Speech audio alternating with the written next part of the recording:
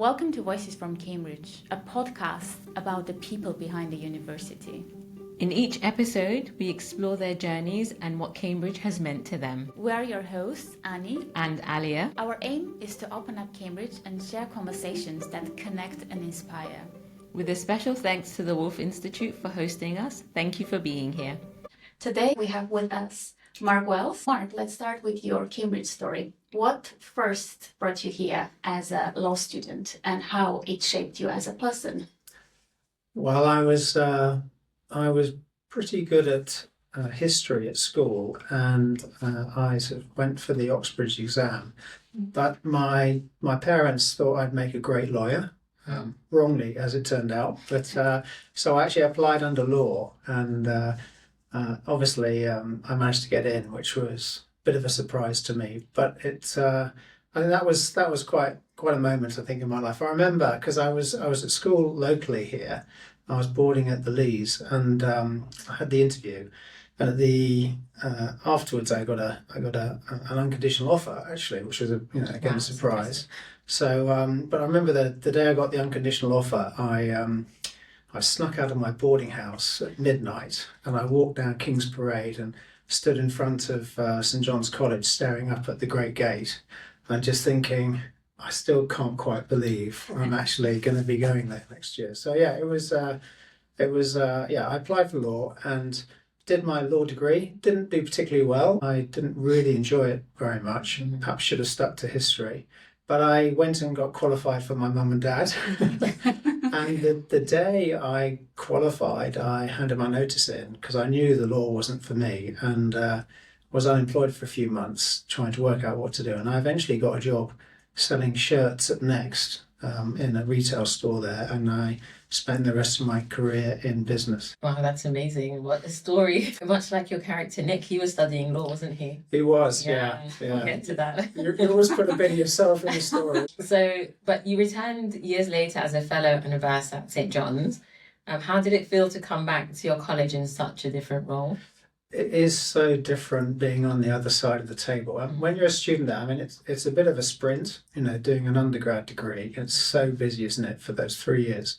And coming back, well, almost 40 years later, I was struck by two things, really. First of all, how similar everything was. I mean, the buildings don't change really, and the feeling you get when you walk into Cambridge was still there. But I saw a whole different aspect of college life, especially from the staff side. You sort of have engagement with the fellows as a student, but I think coming back and managing staff was very different. And the key reason I was recruited was because they wanted aware things were changing in Cambridge, and they knew that they would probably need different facilities in the college, and they wanted to do a long-term strategy for the college estate. And that was sort of what I was good at, solving problems in business. So we did a big exercise on what they call a master plan, which is basically to look at what the future needs are going to be of the organisation and planning the estate for it. And the thing that had changed a lot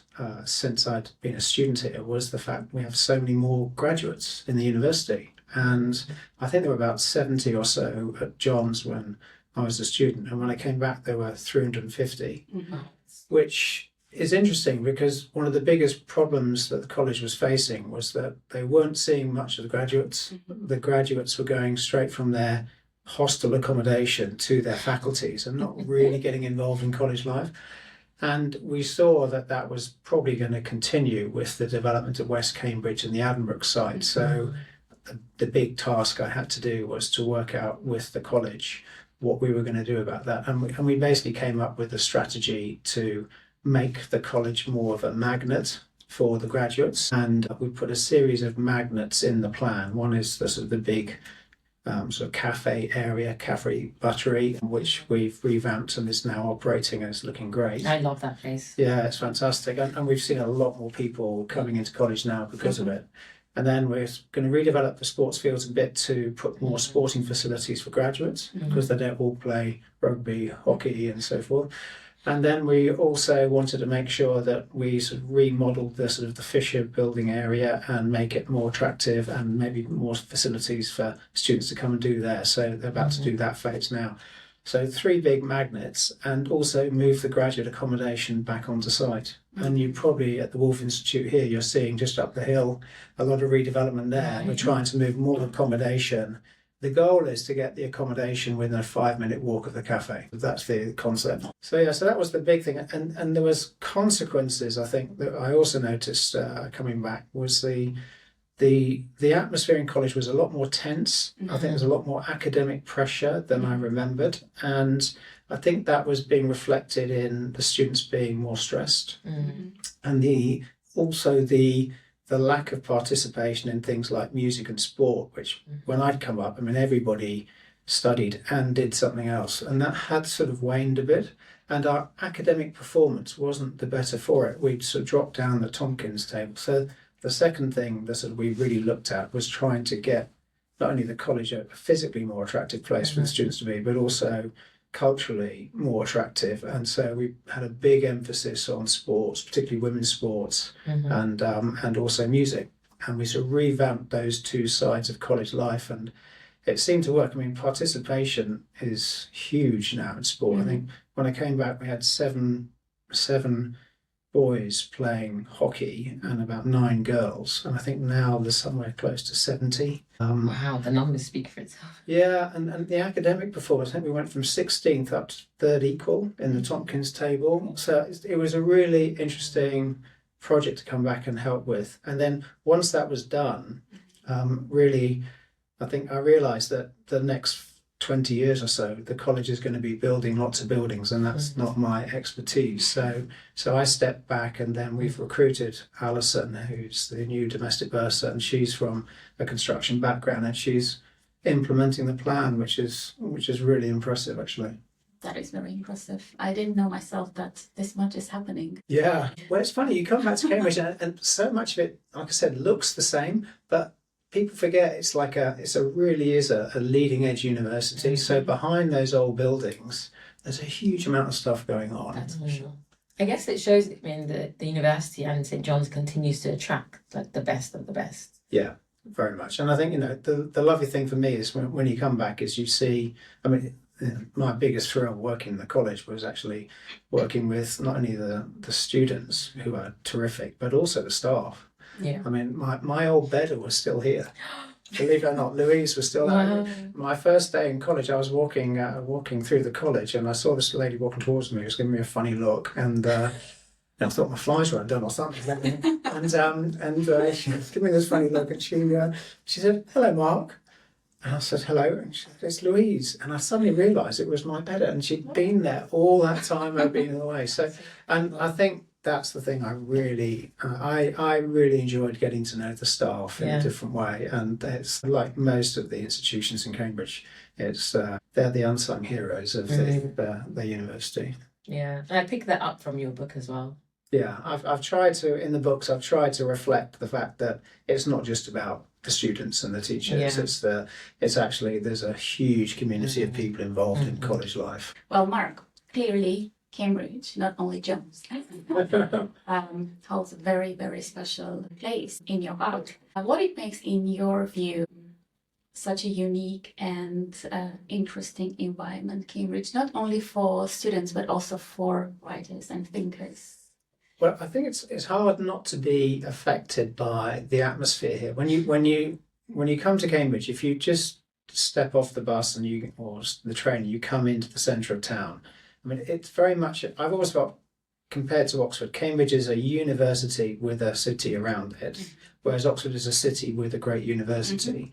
And when you walk down King's Parade, you do get a sense of history. I think you feel like you've stepped into somewhere which is, not only historical, but is going to be continuing for, hundreds of years in the future. So I think it's hard not to be inspired by the sense you're part of something much greater than your own particular area of study or time there. I think a second thing is obviously the architecture. I mean, it is an incredible set of buildings in the centre of Cambridge in particular. And I think you do get a feeling, because so many of them are old. I mean, going up staircases where the stone has a groove in it from literally thousands and thousands of people who've gone up those stairs before you, and many of whom are historically, significant people, like William Wilberforce or whatever, and you think, gosh, yeah, you really are part of something a bit unusual and special. And I think the third thing is the fact that it's structured in this weird way with colleges, because each college has its own personality. If you go into Downing feels like it's come out of a Jane Austen film. And then John's, you sort of walk into John's, and I don't know how many films have been set in John's, from The Theory of Everything to Elizabeth I. So actually, I think it is and I think the architecture does play a role. But what I do say when I have people come and visit me and sort of we walk around the colleges, I do remind them it's not a National Trust property. They're not shut at the end of the day and everyone goes home. I mean, they're working buildings. So although the buildings are very old and sort of beautiful to look at, they're all functional. And they're full of people. I mean, people can't quite believe when you walk through some of the old courts that there are students, that's student accommodation, which is incredible, really. Yeah.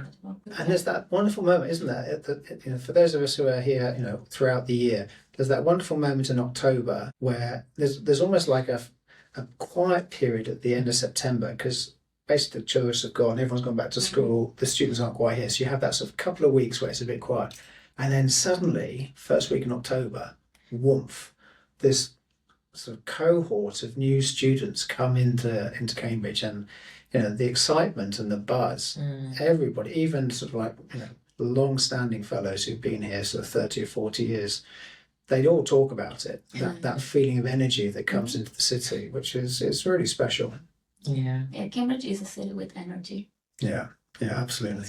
I agree. Is there a memory from your student days that still makes you smile, or perhaps one that had a lasting influence on the way you see Cambridge today? The thing that still makes me smile was that first interview, because with a name like Wells, you're sort of last on the alphabet to be interviewed that day. So I walked down King's Parade, and I'd come into John's at about 7:00 at night, and I had an interview in Second Court with my prospective tutor, Peter Linehan, who is a historian, and Dr. Malcolm Clark, who is the law fellow.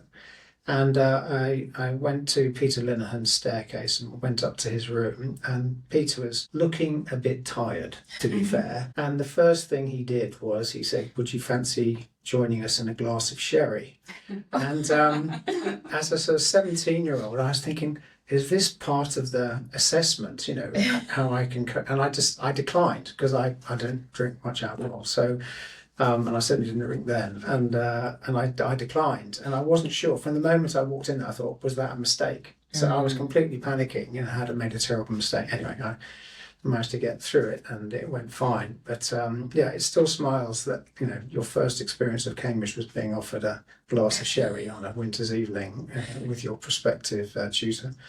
So that brings a smile to my face to this day. And it was so lovely coming back to John's, and Peter was still there. And I always joked that I could tell things had changed, our relationship had changed, because he still used to call me Wells, as opposed to Mark. But he had dropped the "you idiot."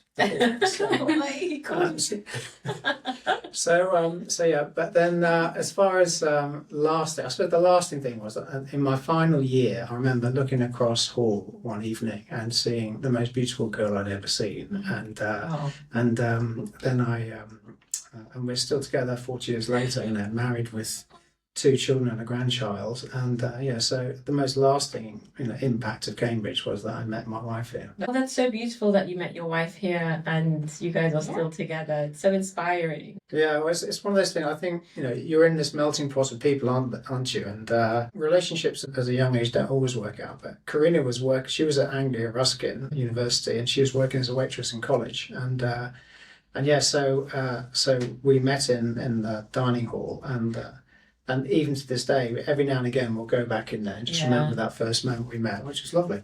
Oh, that's so cute. I love that. Like one of your characters, Jane, she was waitress, wasn't she? And so I now that you're speaking about this, I'm getting that vibe. Yeah, Jane's an interesting character of mine. She's more to Jane than meets the eye. And I have to say, I've always had a soft spot for the catering staff as a result. Yeah. But if I'm honest, we have people waiting on table in Cambridge who are, PhDs or whatever themselves. They've come here to learn a language as well. Yeah, you've got all sorts of interesting people who come into this funny melting pot. I have to say, there's a good chance that you're going to meet someone who can change your life when you're here. Yeah, I that's agree. really beautiful. I agree. And I think we all met people who changed our lives or Yeah. had a big impact. In many ways, In long-term friends. Your career, Mark, has taken you from law to corporate leadership and then into writing. And I wonder what inspired you to make the leap into storytelling after so many years in management and in other spheres.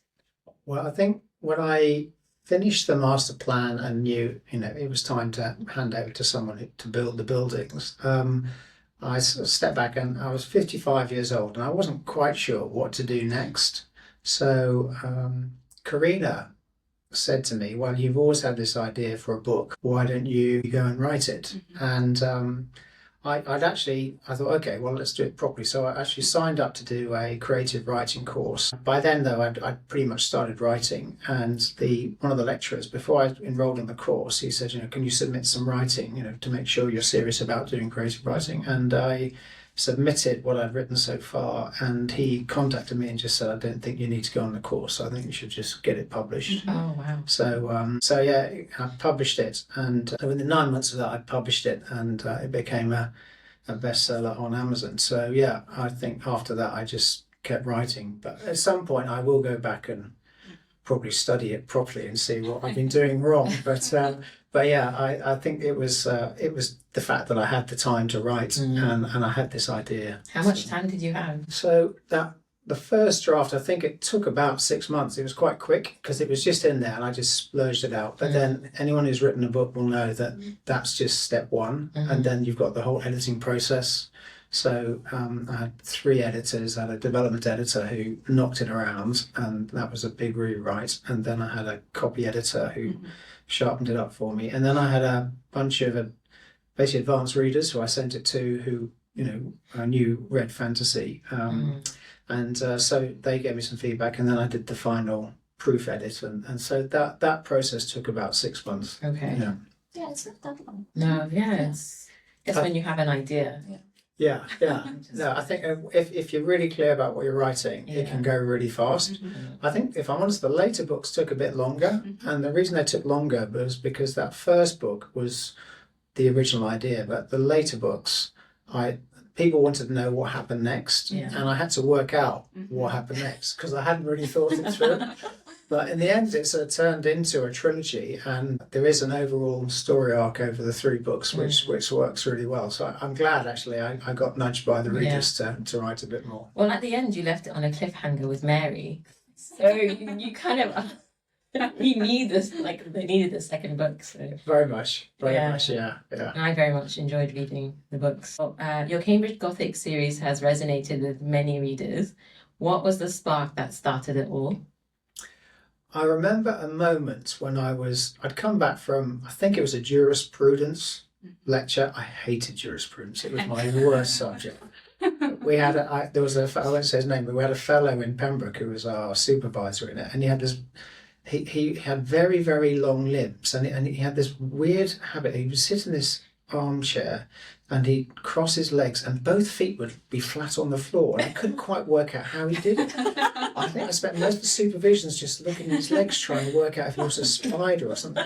Anyway, so I was walking back from a fairly depressing jurisprudence lecture, and I was walking through First Court and I was staring at the heavens wondering what I was doing. And my eye was drawn to the gargoyles at the top of the college tower, and which are very sort of they're quite wicked looking creatures. And I just had this thought, what if they were real? And that idea, I just couldn't shake that idea. And although I went off and did lots of other things, I think when it came back to which book was I going to write, that thought stayed with me. What if the gargoyles at Cambridge were real? And if that is the case, why Why Yeah. are they real? And that was the sort of the catalyst for the story, and it went from there really. You've described Cambridge as almost like a character in your book. What is it about the city's atmosphere that makes it such a powerful backdrop for fantasy storytelling? Well, I think the architecture is obviously fantastic for it. My style of writing is very much a sort of dark Gothic feel to the books, and I put characters in a situation where dark things are happening, and how do they? And they're not superhuman at all. They're all they're normal people in the sense that they have a normal backgrounds and they don't have any superpowers. It's how they deal with extraordinary things that happen to them, and I think Cambridge is a place full of extraordinary things and extraordinary people. So the architecture, I mean, all the books have shadows in the title, College of Shadows, Gate of Shadows, Legacy of Shadows, because anybody who's walked through some of the old courts at night, with the sort of like the ambient lighting, there are shadows everywhere. And if you've got an imagination, or sort of a weird imagination like mine, you're sort of thinking, what's hiding in the shadows? So I think that was a great, as a backdrop, I think it's very good. But as we were speaking earlier, it's also full of the most extraordinary people, and I thought, well, extraordinary people doing extraordinary things. Somebody is going to tip over the edge. Someone's going to do something that causes consequences that no one's really ready for. And I thought that really is one of the themes of the books, which is scientific discovery going too far. And if you discover something that is world changing, and the consequences of it ever becoming public is arguably going to be disastrous. There's that moral and ethical dilemma of science going too far. So there's an element of that I wanted to include in the story. How do fantastical things happen? And it's normally because there's some sort of break in reality that we haven't quite understood how we created that break, and that's sort of what happens in this story. No, I think you captured that perfectly with Professor Gupta. Yeah. He's a torn individual, isn't he? He's very racked with all sorts of issues. Many readers are fascinated by the blend of imagination and reality in your books. How do you balance historical authenticity with creative invention? That's a good question. I did research the books extensively. So because it's based in one particular college, the originator of in a sense, the fantastical element is actually John Dee, who way back he was, I think, the astrologer to Elizabeth I, and it was thought to be one of the early practitioners of alchemy and so forth. So some of the origins of the fantasy element come from historical figures, and he has been used in a number of sort of fantasy books as an originator of magic. So, but equally, various of the other historical characters are authentic. In fact, what I've tried to make sure that everything to do with the university is absolutely authentic. So the rooms the students have, the way the supervisions work, the tutorials. As the series unfolds, as you get into books 2 and 3, you learn more about the academic year, because book 1 is set in the Michaelmas term when the students arrive. It's basically freshers' fortnight. And then book 2 is set after Christmas, when they come back after the Christmas holidays. And book 3 is in the Easter term, the summer, with the May Ball as the sort of the final moment in the trilogy. So all that, the way I've described it, the way the societies work, the sports, that's absolutely authentic. In fact, the book has been used by the college outreach team when they go to schools that don't have pupils who have ever been to Cambridge, and it's recommended read College of Shadows. If you want to understand what student life is like, it's just like this, apart from the monsters. So and so I think I've tried to make sure that is completely authentic. And the great thing about Cambridge is, because it is such a bizarre place with so many bizarre traditions, the readers are never quite sure which is the stuff I've made up at the end of that, and which of the stuff that actually is still authentic. So I do get visits every month or so from people from all over the world who've read the books and want to come and have their copies signed or whatever. And I normally, if they come to Cambridge, I'll give them a tour of the college, and I just take them through some of the stuff, and they ask the questions, is that really what goes on? That's really what goes on. Yeah. The follow-up question then, what surprised you most about your readers' responses to your books so far? Well, I think the first thing was that so many people bought it. I mean, I was surprised at how many people enjoyed it. And I think one of the great things about selling books on something like Amazon is that you get the reviews, and fortunately the reviews have been very kind, but you also learn a huge amount from your readers' feedback. So the stuff that you thought might have been a bit of a detail or whatever, but obviously made a real connection with someone. And my books have a cast of characters. So there's 5 main protagonists. There's 2 freshers, a third year, a professor, and a waiter, Alfonso Vidal. So the 2 freshers, Nick and Annabelle, quite a lot of the younger readers really relate to those, because they both have, well, Nick in particular, who's from a working class background, and he was picked up in an outreach program. He's got imposter syndrome, really bad imposter syndrome, like I think many of us had that first time. You come into Cambridge, you think someone's made a terrible mistake. I'm going to get discovered in a few weeks. And so he has that, and I think quite a lot of young people really relate to that. And Annabelle, who's desperate to fit in because she comes from quite a tragic background. She's desperate to find her new family, as it were. She's a lot of people, I think, when they come to Cambridge for the first time, are looking for their tribe, and so I think so she resonates, I think, and that I definitely got that feedback from the younger readers. But then a lot of my readers are in North America, and a lot of them are avid fantasy readers, so they'll read maybe 2 or 3 books a week, and those readers, many of whom are sort of they're not teenagers anymore. They absolutely love Giles, who's the third year, and Giles is super popular with them, and I think he's arguably the most popular character of the 4. And then I've got others who really love Ravi, who's the professor from Nepal, and Ravi, a lot of people really love those bits. And when I write from Ravi's point of view, I write in a slightly different style. The words I use, the vocabulary he uses are different to the students, and I think that resonates with some of the older readers who really enjoy those passages where there's a bit more prose and a bit more reflection. So I think different readers react in different ways to different characters, but they do get very emotionally attached. There was one lady who was a big fan of Giles, and at the end of book 2, spoiler alert, he does step through this portal into this other dimension, and she wrote me a really emotional letter saying, how could he do that? How could you make him do that? She said, and obviously I hadn't written book 3 at that point, so she was absolutely giving me a lot of grief for about a year till book 3 came out, not wanting to know what happened to Giles.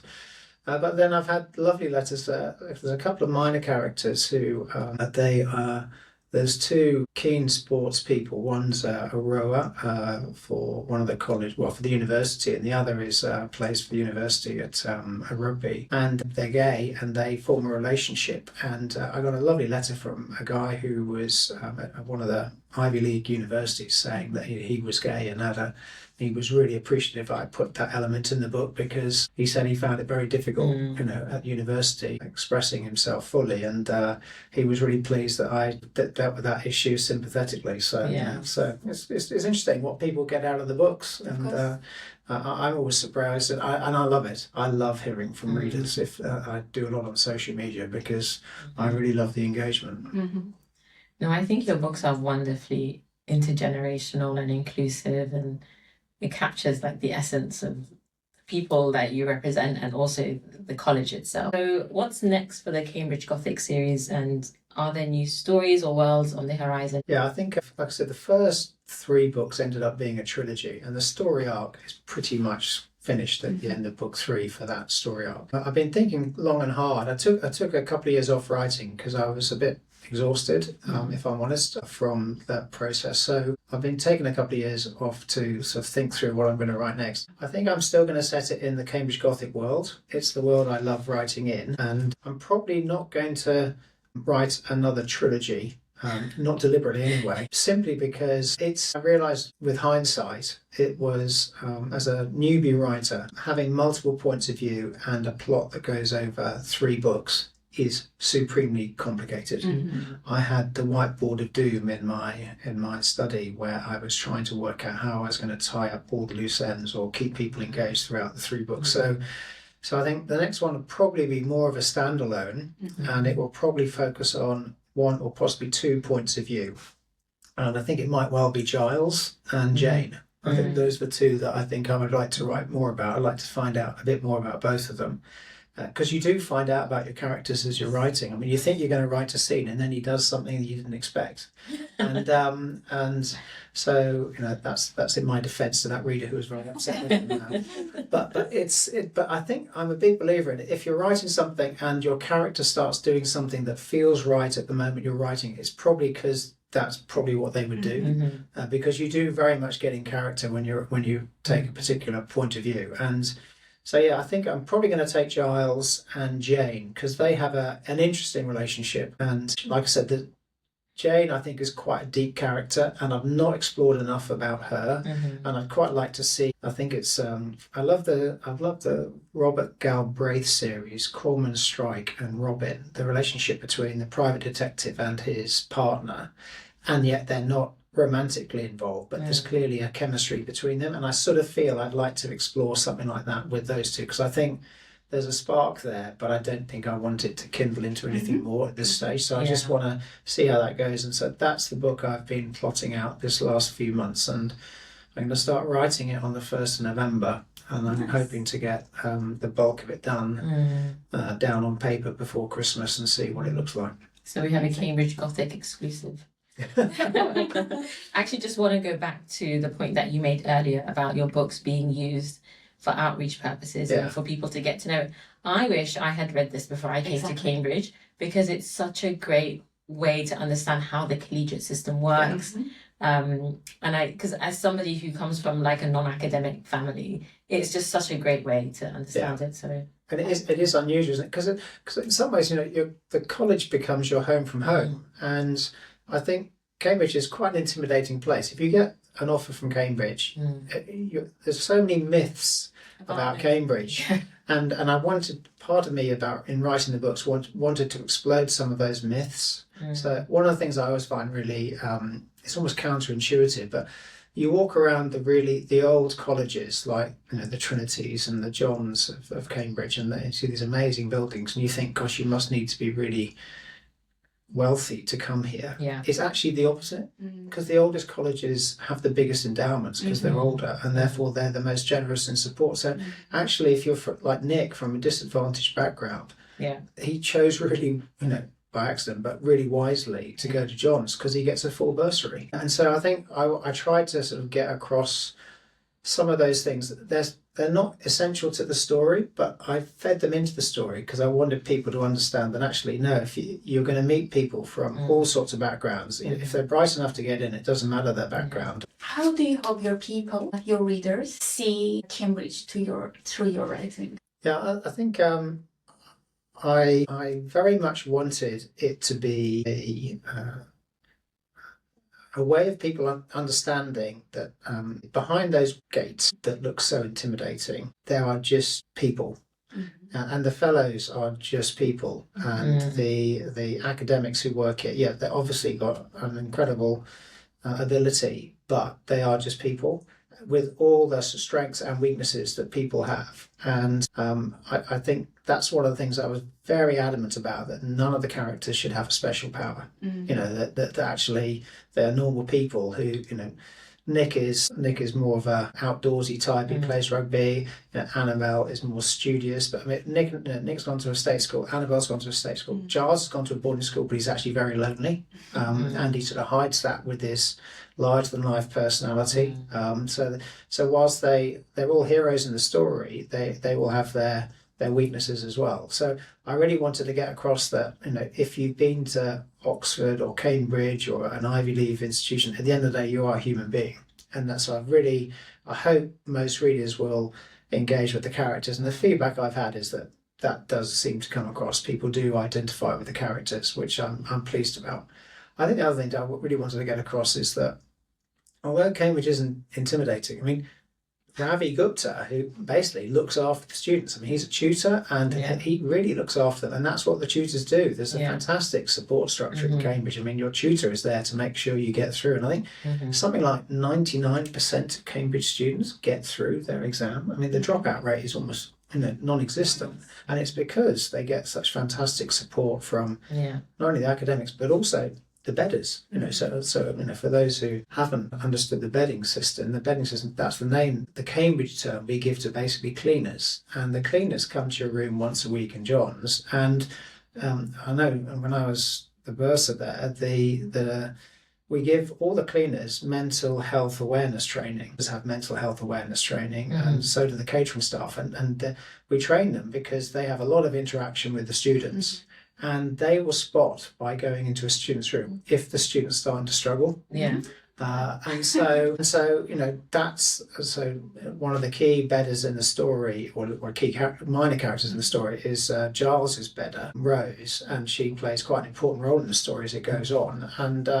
And I wanted people to realise that, yes, you do come up to Cambridge and you are meeting students first, but there's this amazing group of staff, like the porters, who are, let's be honest, make some of the best cups of tea in the world. Because at 2 o'clock in the morning, when you're late for an assignment and you're feeling really low, a good place to go is the Porter's Lodge, and they'll make you a fantastic cup of tea. So I wanted to create that sort of impression that hopefully readers will pick up, that it's tough at Cambridge to get through Cambridge, but there's an awful lot of lovely people there to help you through it. Yeah, I think that's one of the unique things about this place. It just... So true. Yeah, I went to Clare College, and the support system, even through COVID, was really good in many different ways. And not just the institution itself, but also the people around you, your friends, you lean on them. So yeah, I think you captured it wonderfully. Yeah, like you say, the friends are there to, as well. I try and make sure that Nick and Annabelle have friends who sort of support them. So it's not just the characters supporting each other. And Giles has got a couple of quite spiky friends. They call him out at one point, don't they do, they absolutely call him out. I wasn't expecting that. Rightly so, in my view. But anyway, so they call him out. And again, I think it's one of those things where you do have these incredibly tempestuous relationships, don't you, at your time as a young person, and Cambridge is no different. If you could describe Cambridge in just 3 words, what would they be? I think in some ways it's otherworldly. People talk about the Cambridge bubble, but it sort of is otherworldly. People talk about it a bit like they talk about Hogwarts, don't they? You step into Cambridge and it has its own way of doing things and its own sort of atmosphere and culture. So I think the first thing I'd say, it is a bit otherworldly. I think the other thing is it's historic. You do feel that, not only the age of the buildings remind you of that, but looking at the portraits in Hall. And I remember, going into Clare College, beautiful. And, you see some of the portraits there and you think, oh, they came here. It's one of those moments, isn't it? So I think that the historical nature of it, and I think that's also true. And I think the other thing I'd say is it's unique, mainly because I think each college is unique. I mean, there are 31 colleges. And, if you think about it, each one is so important to the whole. I say, otherworldly, historic and unique, largely because of the different personalities of the colleges and therefore the people that are in them. So those are the 3 words I decided I'd use. So beautiful. I love the otherworldly. It's beautiful. And finally, Mark, you know very well all the traditions of Cambridge and you also speak about it. What's your favorite tradition of Cambridge? I think it probably, when it comes to the university aspect, it's probably the night climbing. That features quite a lot in the story, and it's something I did a little bit when I was a student. Funnily enough, so the origin of night climbing came about because the porters would lock the gates at night to keep the students in. They were there, basically, the gates were as much to keep the students in at night as it was to keep people out during the day. And they kept them in so that they couldn't see their sweethearts in town. So the hobby of night climbing, or the activity of night climbing, was basically the students trying to get out of the college buildings, and then it became a social activity in the sense that there was a bit of bravado about it, climbing the college buildings. And then I did discover these books, the 2 books, the Night Climber's Guide to Cambridge, which I picked up in David's bookshop in just off King's Parade. And then I found there was another book about the Johns night climbing in particular. And I just thought I had done a little bit, and I hadn't realised how extensive it was. And I thought that's something I really, I mean, obviously as a bursar, I can't condone it, but I just think it's amazing. I love the fact that, come Christmas, you look up at some of the buildings around Cambridge, and you'll see on top of a statue's head a Santa hat, which means the night climbers have been out putting the Santa hats on, which is fantastic. And it did prove to be quite useful for me when I was a fellow, because I was in charge of security at the Johns May Ball, and I was chasing some gate crashers across the roof of Third Court, and I knew that actually the roof in Third Court, the accommodation roof in Third Court, doesn't join the old library roof, and they were heading towards the old library roof, and I knew we had them cornered. So yeah, we managed to corner them at the top of that, because I read my Night Climber's Guide to John's, and I knew there was no escape. So yeah, so I think it's probably the night climbing is the thing I like the most. Yeah, I love reading about the night climbing in the book between the three friends. Yeah, it's great. And to be fair, I think because as a bursar you're responsible for upgrading, or maintaining the buildings. I've been on most of the roofs, so they're pretty accurately described. So yeah, everything you read in the book on the night climbing is pretty accurate. Well, I really enjoyed reading the books, and we really enjoyed interviewing you today. Thank you so much for joining us. It's been such a pleasure. You're welcome, Ali. It was a pleasure to have you with us, and to all our listeners who haven't read yet the Gothic series by Mark Wells, we recommend you to do that. Highly recommend. Thank you. Thanks very much. Thank you.